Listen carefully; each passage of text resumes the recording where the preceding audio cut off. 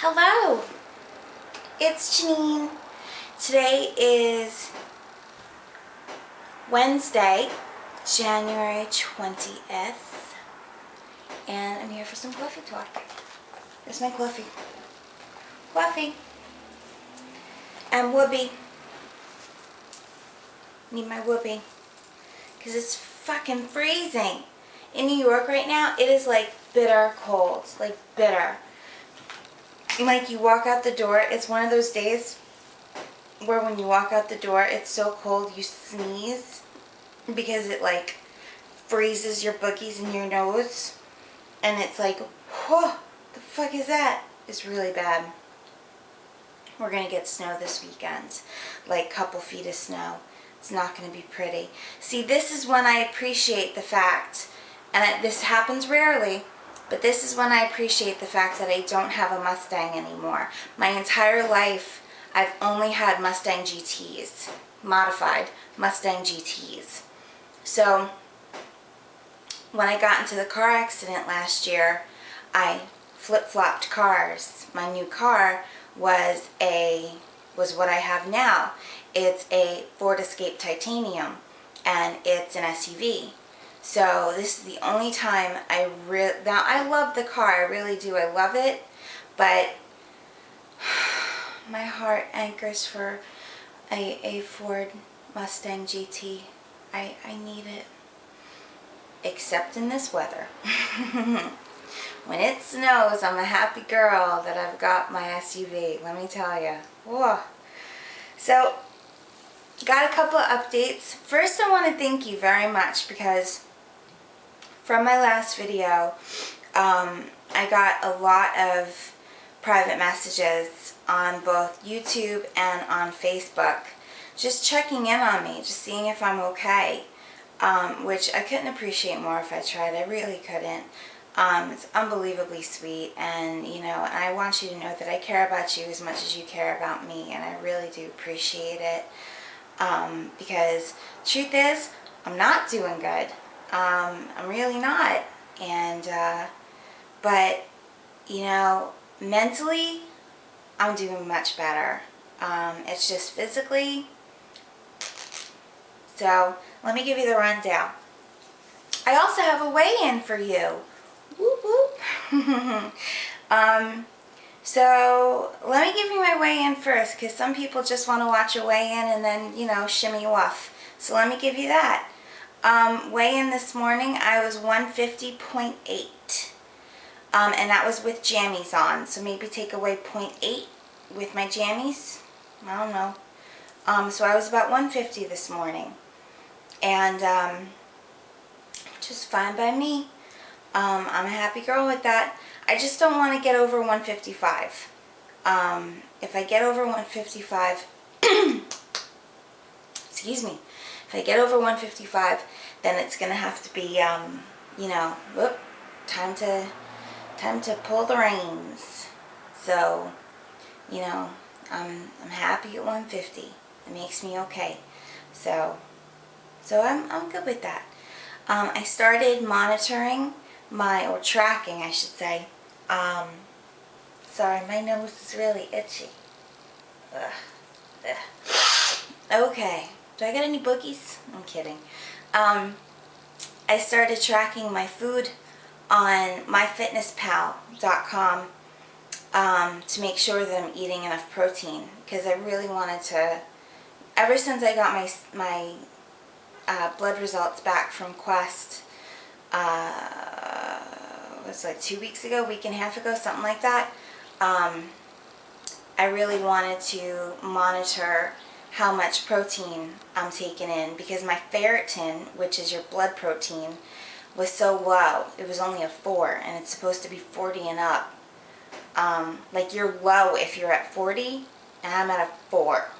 So I need my protein. So I wanted to start monitoring how much protein I consumed. So MyFitnessPal, I went, did a shimmy over there. And if you want to follow me on MyFitnessPal and just see what a de-esser eats, okay, on a general basis. See what a de-esser in maintenance eats, okay? I should have been specific about that. I am in maintenance, so I eat more carbs than a regular de-esser who is losing weight eats, okay? My name on MyFitnessPal is the same name as it is on Facebook. It's just Janina Rello, all one word. JANINARELLO. One word, okay? So, just keep in mind that if you have the DS and you're in a losing stage, don't mimic what I'm eating, because I'm eating way more carbs than you should be eating if you're in the losing stage. However, if you are in maintenance and maybe need, some tipperoonies on how to pack some protein into your diet, feel free to, take a look-see on what I'm stuffing in my face. Maybe that'll help you out. I hope so it will. I don't know. So, couple things. My iron. I saw my hematologist, and her name is Dr. Kim. Dr. Kim was like, when she saw my levels, levels are over here, she goes like that at me. And I was like, oh, they're not supposed to make that face at you. So she looked at my levels, immediately ordered 10 infusions for me to start. Just to start. She ordered blood work in 4 weeks and a reassessment in 4 weeks. So what does that mean? That means that I needed to have my blood drawn again in about 3.5 weeks after I had 3 infusions. And after I had my blood work done, she would look at my blood results and see the progress I made after 3 infusions and figure out whether or not she needed to bump up the concentration of my iron or leave it as is, okay? Because you can alter the concentration of iron in each infusion. It's kind of like milligram strength, basically, of how much iron you give a person in an iron infusion. So on February 1st, I go to have my blood drawn. Sorry. What is going on? My phone turns on by itself. My phone is freaking out. Anyway, see, Kelly? I have a picture of us. That's my screensaver. Anyway, so February 1st, I go to have my blood drawn to find out what my levels are. February 8th is when I go see Dr. Kim again and figure out whether or not she's going to increase the concentration of my iron. And then we'll go from there.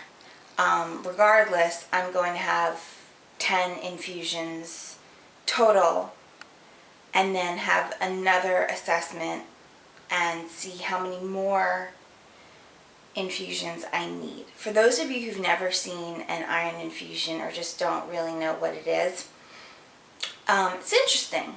Iron infusions are black, and I don't mean like I'm giving you like an idea. I mean it's black. It's like ink of a pen. It's black liquid in a bag, and they hook the bag up to one of those, rods, and, you know, give you an IV in your arm, and they just drip it in. Some places use saline solution with the iron. Mine does not. I guess you can ask for it if you wanted to. I don't bother because the saline solution makes it take longer, and I just want to getting it out. So you drip the whole bag of black iron into your vein, and then you get a Band-Aid, and on your way you go. So that's what an iron infusion is, and it's neato. The other issue, not issue, excuse me, the other things I've been doing to help myself regarding my iron is I have been, as you know, I've been bumping up my protein immensely. I've been using vitamin patches that you can't see them, they're way down here. I've been using vitamin patches religiously. Every single day I flip-flop my vitamin patches. You can only use them for 24 hours. So you just yank them off, throw on a new one, yank them off, throw on a new one. I've been using them religiously. And the multivitamin vitamin patch has, I don't know the milligram strength of the iron. It says so on the box, on the packet, but I do know that it's 250% of what a adult is required to take a day in iron. So 250% of iron topically dispersed. So I use patches every day, and I've been taking Proferin. Proferin is a very expensive but very potent type of iron, and Proferin ES is what it's called, Proferrin, and it is a very potent iron tablet. I've been taking those every day, and I break them in half to make sure that they absorb quicker and more successfully, so that I don't poop them out before they even get a chance to go into my bloodstream. And so I've been doing everything I possibly can to change my iron. I'm hitting my iron issues full blast, 2 fists. Let's go to the mattresses. I ain't fucking around. So I'm doing it. I'm doing it. My back. Now, when you guys know about my back, you know, when I broke it a year and change ago. I broke it on October 15, 2014. So that's a year and change ago. And when I was in a car accident.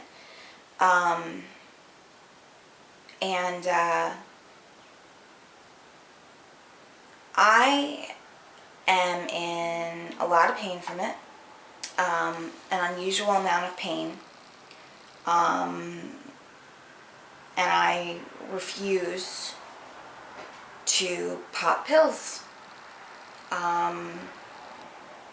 So it's a lot of pain that I live with, and obviously I don't like it. You know, I have the pills, I am prescribed the pills, and I should be taking the pills a lot more frequently than I actually do, but I choose not to, because a very huge fear of mine is becoming a drug addict. It's a huge fear of mine. I have a very addictive bloodline, and my family has very addictive personalities. And I don't want to go down that road. And so I live with a lot of pain instead of just taking the medicine. Also, the left rod in my back pokes out. Not poke through the skin, you know, where you can see the rod and the rod is like, hey. But it pokes my skin where you can see like a lump in my back. And the right rod does it a little bit too. I don't know why. It just does. I don't know enough about medicine to explain to you why it does that. I don't know if it was put in wrong. I don't know. Regardless, it causes me a lot of pain. When I sit down, the rod often gets bruised. It's very painful.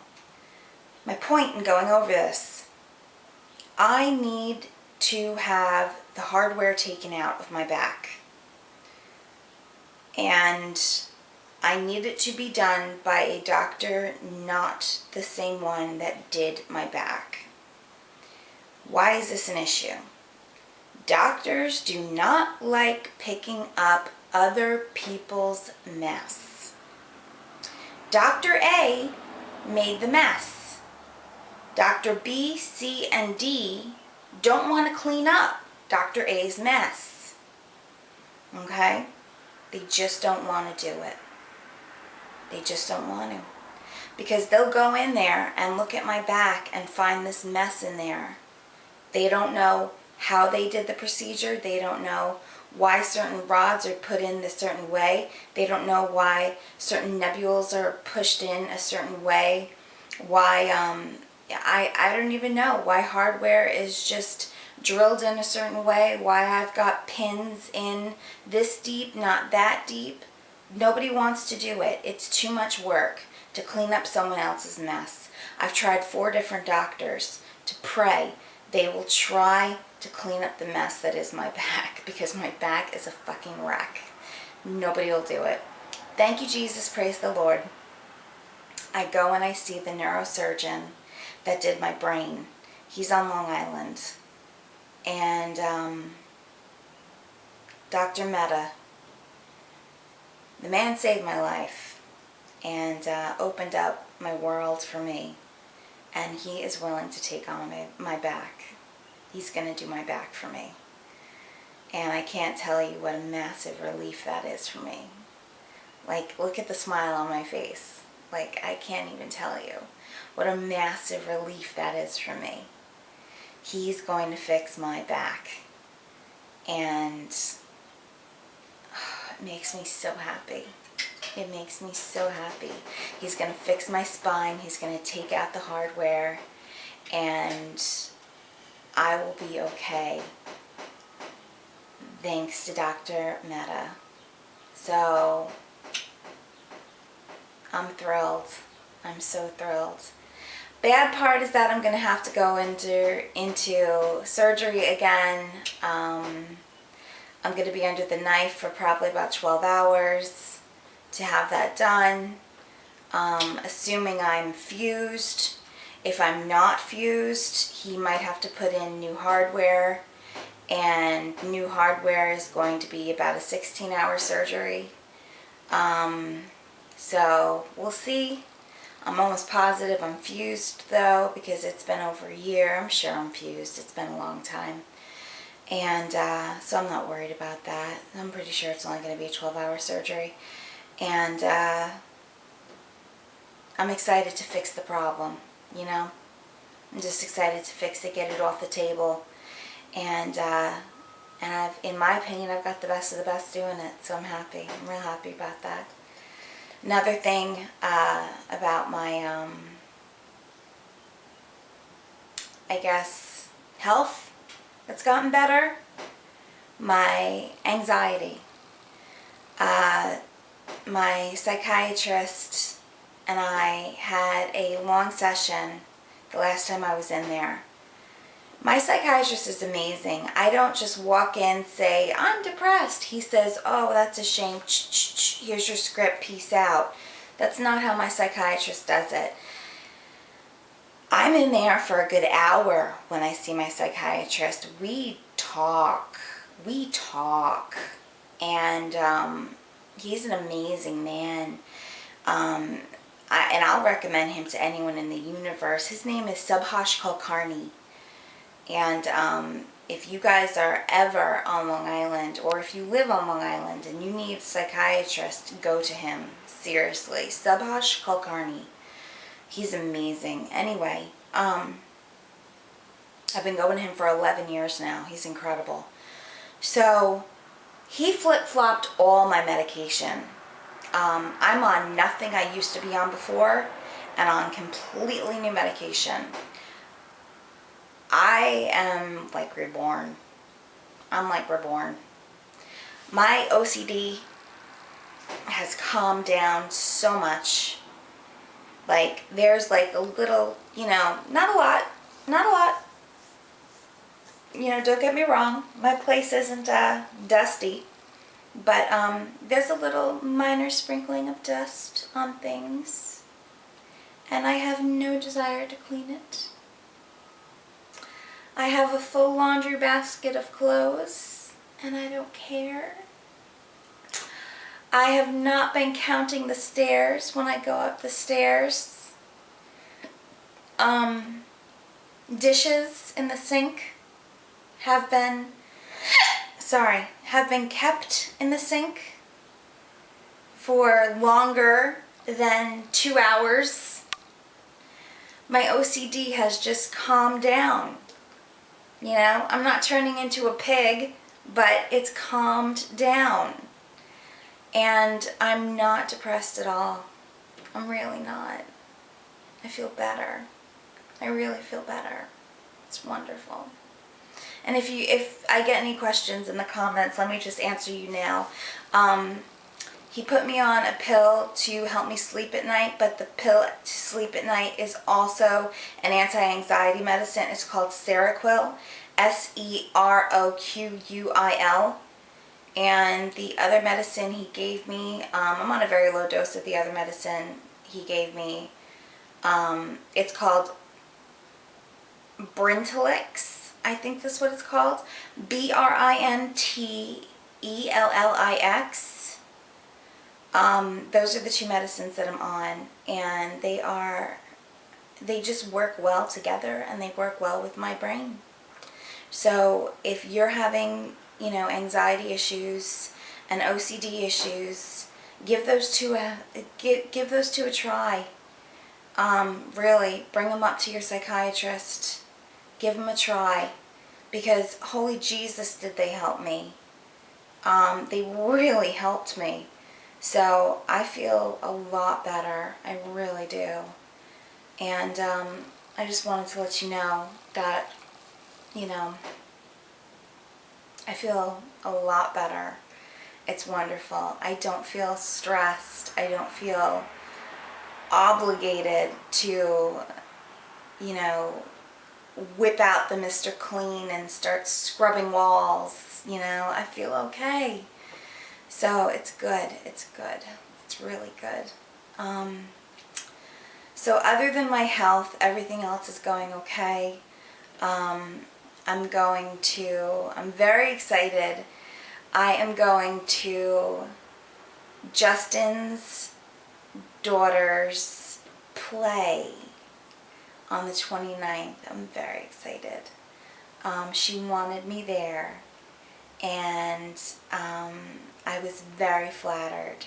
I was very, very flattered that she wanted me there. She asked her dad to please invite me, and I was so flattered. So she didn't want to go on with the show unless I was there. So I'm going to buy her some flowers when I go and give her some flowers. So I'm so excited. And I'm sure she'll do an amazing job. Everything with me and Justin is great. Our cruise is in 32 days, 31 days, I think. I can't wait. So excited. I need beach. Oh my God, I need beach. And I am aching for beach. Holy shit. And everything else is great. I have a quick question. Comments. What would you like me to cook? Next video is going to be a cooking video. What do you want me to cook? Pick an animal. And if you have a dish in mind, pick a dish. You know what I could make? Ooh. No, because the kids are going to be here and I don't want the kids on video because they'll be silly and it won't be a good video. Never mind. Pick an animal. Give me an animal. And if you have any particular ideas of a dish you'd like to make, one that maybe you have a hard time with and I could simplify for you, leave me a comment and let me know of what you'd like and I'll make you something, okay? And just give me an idea, alright? And don't give me anything like, you know, too Americanized. Don't give me, you know, chicken parmesan, because that's so Americanized. Don't do that to me. Just, you know, give me something good, okay? I love you. I couldn't appreciate your love for me more. You know, your caring really did come out in the last video, and I couldn't appreciate it more if I tried. I really couldn't. You know, you guys are amazing to me. And I'm going to have a raffle. I'm going to have a bit of a raffle soon. So keep that in mind too. That's coming. So, yeah. Pick an animal. Let me know. I love you. And I hope you have a great day. Bye, guys. Oh, I feel so old.